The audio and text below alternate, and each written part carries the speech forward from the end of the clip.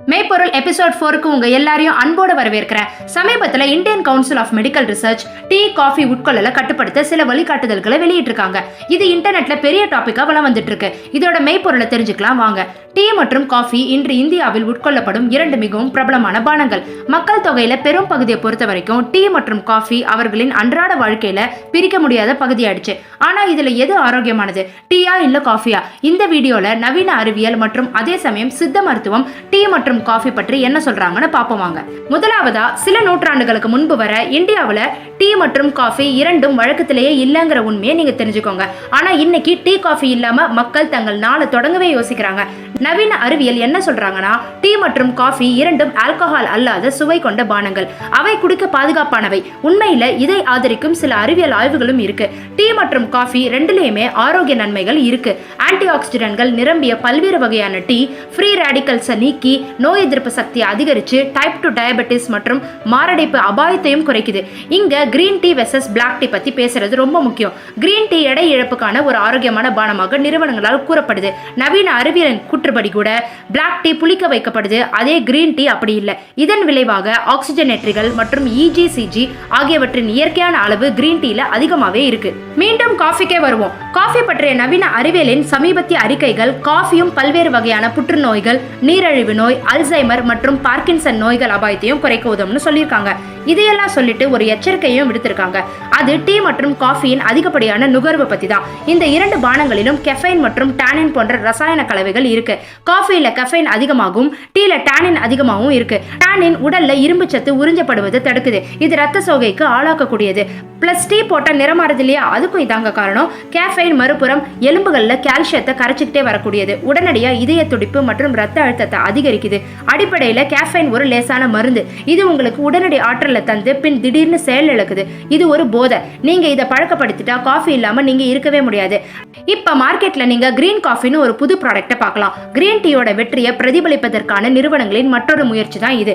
Green coffee பீன்ஸ்னா வறுத்தெடுக்கப்படாத பீன்ஸ்னு அர்த்தம். இதுல அதிக அளவு குளோரோஜெனிக் அமிலம் இருக்கு. இது சில ஆரோக்கிய நன்மைகளையும் கொண்டிருக்கு. சோ கிரீன் காஃபி பீன்ஸ் அதிக பாசிட்டிவா கொண்டிருக்கு. ஆனா அதிகமா உட்கொண்டா தீமைகளும் ஒரே மாதிரியா இருக்கும். அதிகம்னு சொல்றீங்களே, எந்த அளவு அதிகம்னு நீங்க கேட்கலாம். நவீன விஞ்ஞானம் என்ன சொல்றாங்கன்னா, நீங்க ஒரு நாளைக்கு 3 கப் டீ அல்லது காஃபிக்கு மேல குடிக்காத வரைக்கும் எந்த பெரிய பக்க விளைவுகளும் சந்திக்க மாட்டீங்கன்னு சொல்றாங்க. இதுல ஒரு ப்ராப்ளம் கூட இருக்கு. நீங்க காலையில முதல் உணவா டீ அல்லது காஃபி குடிக்கும் பழக்கத்தை கொண்டிருந்தா உங்களுக்கு அது ரொம்பவே கெடுதல் செய்யணும். டீ மற்றும் காஃபி காலை அல்லது மதிய உணவுக்கு 1 மணி நேரத்திற்கு பிறகு குடிச்சா உங்களுக்கு மிகவும் பயனுள்ளதாக இருக்கும். அண்ட் மாலை 5 மணிக்கு மேல டீ காஃபி குடிக்கிறத தவிர்ப்பது நல்லது. ஏன்னா அது உங்க தூக்க சுழற்சியை தொந்தரவு செய்யும். ஆக மொத்தம் நவீன மருத்துவ அறிவியல் நீங்க மிகைப்படுத்தாத வரை டீ மற்றும் காஃபி ரெண்டுமே உங்களுக்கு நல்லதுன்னு தெளிவா சொல்லியிருக்காங்க. ஒரு முக்கியமான விஷயம், இதுல சர்க்கரையை கொஞ்சமா போட்டு வச்சு சரியான நேரத்துல குடிக்கலாம். இப்ப இந்த 2 பிரபலமான பானங்களை பத்தி சித்த மருத்துவம் என்ன சொல்றாங்கன்னு பார்ப்போம். முதலாவதா, ஒரு குறிப்பிட்ட உணவுப் பொருள் உங்க இருப்பிடத்திலிருந்து 100 கிலோமீட்டர் சுற்றளவுல வளரலனா அந்த உணவுப் பொருளை உங்க அன்றாட உணவின் ஒரு பகுதியா இருக்கக்கூடாது. பொதுவா டீ மற்றும் காஃபி மிகவும் உலர்ந்த பொருளாகும் மற்றும் உடல்ல வெப்பத்தை அதிகரிக்கும் பொருளும் கூட. இதனாலதான் இந்தியாவில் இதை எப்போதும் பாலோட சேர்த்து பரிமாறுறாங்க. டீ மற்றும் காஃபி அதிக அமிலத்தன்மை கொண்டவைனும் உடம்புல கபம் அதிகரிக்கும் போது மட்டுமே இதை உட்கொள்ளணும்னு குடல் ஆரோக்கியம் எச்சரிக்குது. சிம்பிளா சொல்லணும்னா, உங்களுக்கு காய்ச்சல், சளி மற்றும் இருமல் அல்லது சைனஸ் இருந்தா இந்த நிலைமைகள்ல மட்டும் டீ மற்றும் காஃபியை குறைந்த அளவுல உட்கொள்ளலாம். சரி, டீ வெர்சஸ் காஃபி பத்தி என் கருத்து. நேர்மையா சொல்லணும்னா, டீ மற்றும் காஃபி இன்று உணவின் ஒருங்கிணைந்த பகுதி ஆயிடுச்சு. இதை முழுசா தவிர்க்க சாத்தியமே இல்லை.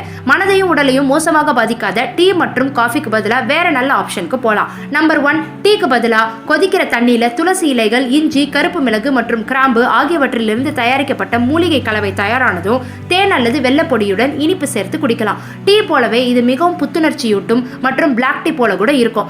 இரண்டாவது, காஃபிக்கு பதிலா ஹாட் சாக்லேட் இன்னொரு ஆப்ஷன். பாலை காய்ச்சி அதுல 1/2 டீஸ்பூன் நேச்சுரல் கோகோ பவுடரை கலந்து குடிக்கலாம். மெக்னீசியம் இதுல ரொம்ப அதிகம். இது உங்களுக்கு மிகவும் தேவையான ஆற்றலை கொடுக்கும். எனவே நீங்கள் உடல் ஆரோக்கியம் மற்றும் மன ஆரோக்கியத்துல கவனம் செலுத்த விரும்பினா டீ மற்றும் காஃபி போன்ற தூண்டுதல் பானங்கள்ல இருந்து முற்றிலும் விலகிருங்க. அதுக்கு பதிலா ஆரோக்கியமான மாற்றுகளுக்கு மாறுங்க. இது உங்களுக்கு உதவியா இருக்கும்னு நம்புறேன். ஆமாண்ணா, இந்த வீடியோக்கு ஒரு பெரிய தம்ஸ் அப் கொடுக்கறது மூலம் உங்க ஆதரவை எனக்கு காட்டுங்க. இந்த தொடர்ல அடுத்து என்ன பார்க்க விரும்புறீங்கன்னு கமெண்ட் செக்ஷன்ல எனக்கு தெரியப்படுத்துங்க. மறக்காம சப்ஸ்கிரைப் பட்டனை கிளிக் பண்ணிட்டு பெல் ஐகானையும் அழுத்திடுங்க. இதனால என்னோட ஒரு வீடியோவையும் நீங்க பார்க்க தவற மாட்டீங்க. நீங்க Facebookலயும் சைசாக பேஜை ஃபாலோ பண்ணலாம். நன்றி மக்களே, ஸ்டே டியூன்ட்.